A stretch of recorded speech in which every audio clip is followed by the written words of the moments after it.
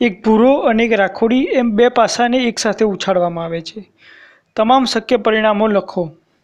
પાસાની ઉપરની સપાટી પર દેખાતી સંખ્યાઓનો સરવાળો 8 હોય, 13 હોય, 12 હોય કે તેનાથી નાનો હોય તેની સંભાવના કેટલી?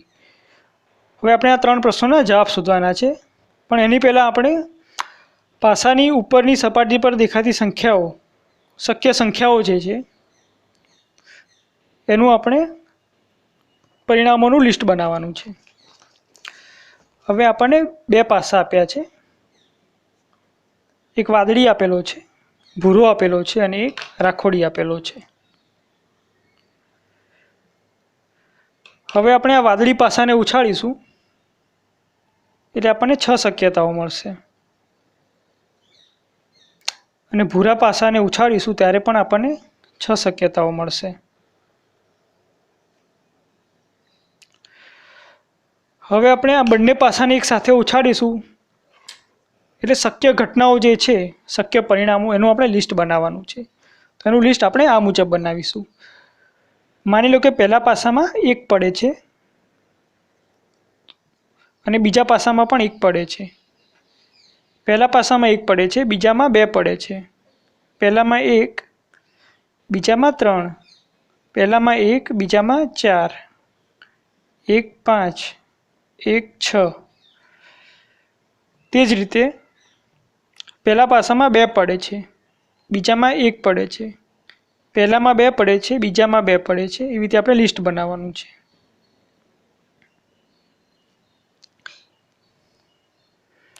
એટલે કે જ્યારે આપણે બે પાસાને એક સાથે ઉછાળીશું ત્યારે ટોટલ આટલી શક્યતાઓ બનશે। પહેલા પાસાને ઉછાળીએ એટલે ટોટલ 6 શક્યતાઓ છે, બીજા પાસાને ઉછાળીએ એટલે ટોટલ 6 શક્યતાઓ છે, એટલે 6 × 6 36। બે પાસાને એક સાથે ઉછાળીશું એટલે ટોટલ 36 ઘટનાઓ બનશે, જે આપણે લિસ્ટ સ્વરૂપે બનાવી છે, જેનું આપણે લિસ્ટ તૈયાર કર્યું છે। હવે પ્રશ્ન 1માં આપણને એમ પૂછ્યું છે કે જ્યારે બે પાસાને ઉછાળીએ ત્યારે સરવાળો જે નંબર પડે છે બંનેનો એનો સરવાળો 8 હોય। એટલે કે આપણે માની લો કે પહેલો પાસો ઉછાળીએ ત્યારે 6 નંબર પડે અને બીજો પાસો ઉછાળીએ ત્યારે 2 નંબર પડે, એટલે કે 6 ને 2 8। તેવી ઘટનાઓનો આપણે સંખ્યા શોધવાની છે। માની લો કે એ ઘટનાને આપણે ઈ વડે દર્શાવીએ છીએ કે સરવાળો 8 થાય અને આપણે પ્રોબેબિલિટી ઓફ ઈ શોધવાનું છે। હવે શક્ય ઘટનાઓ ટોટલ 36 છે, એમાંથી સરવાળો 8 હોય એવી ઘટનાઓ આપણે શોધવાની છે। હવે 6 ને 2 8 થશે, 5 ને 3 8 થશે, 4 ને 4 8 થશે। એવી રીતે 1 2 3 4 5 એવી 5 ઘટનાઓ છે, એટલે પહેલા પ્રશ્નનો જવાબ 5/36 થશે। હવે બીજા પ્રશ્નમાં આપણે પૂછ્યું છે કે સરવાળો 13 પડે એની શક્યતા શોધો। માની લો કે એ ઘટનાને આપણે એ કહીએ છીએ, 13 પડે તેની સંભાવના। હવે બંને ડાઈસ છે એમાં મેક્સિમમ નંબર 6 હોઈ શકે, વધારે ને વધારે બંનેમાં 6 પડી શકે, એટલે કે આપણે મહત્તમ સરવાળો 12 મળે છે। 12થી વધારે નંબર શક્ય જ નથી, એટલે કે આવી ઘટના બનશે જ નહીં। 13 પડે 13 પડે તેની સંભાવના 0 છે, એટલે કે પ્રોબેબિલિટી ઓફ A = 0। હવે આપણે ત્રીજા પ્રશ્નનો ઉત્તર શોધીશું કે જ્યારે આપણે બંને ડાઈસ ઉછાળીએ છીએ ત્યારે 12 કે તેનાથી ઓછી રકમ પડે તેની સંભાવના શોધવાની છે, એટલે કે બંને ડાઈસની રકમનો સરવાળો 12 કે તેનાથી ઓછો હોય તેની સંભાવના શોધવાની છે।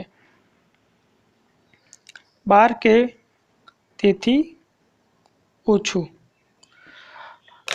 એટલે કે આપણે પ્રોબેબિલિટી ઓફ ડી શોધવાનું છે।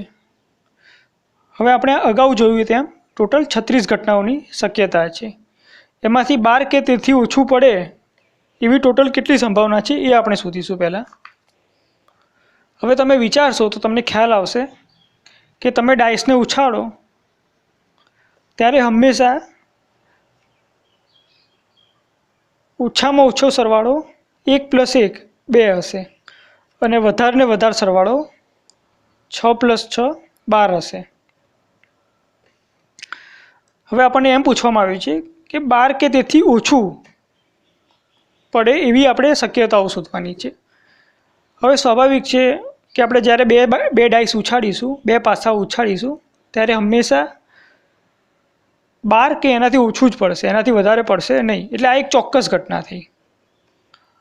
ક્યાં તો 12 પડી શકે અથવા તો એનાથી ઓછું પડી શકે. એટલે કે આ એક ચોક્કસ ઘટના થઈ અને ચોક્કસ ઘટના બનવાની શક્યતા હંમેશા 1 હોય છે. એટલે કે પ્રોબેબિલિટી ઓફ D = 1.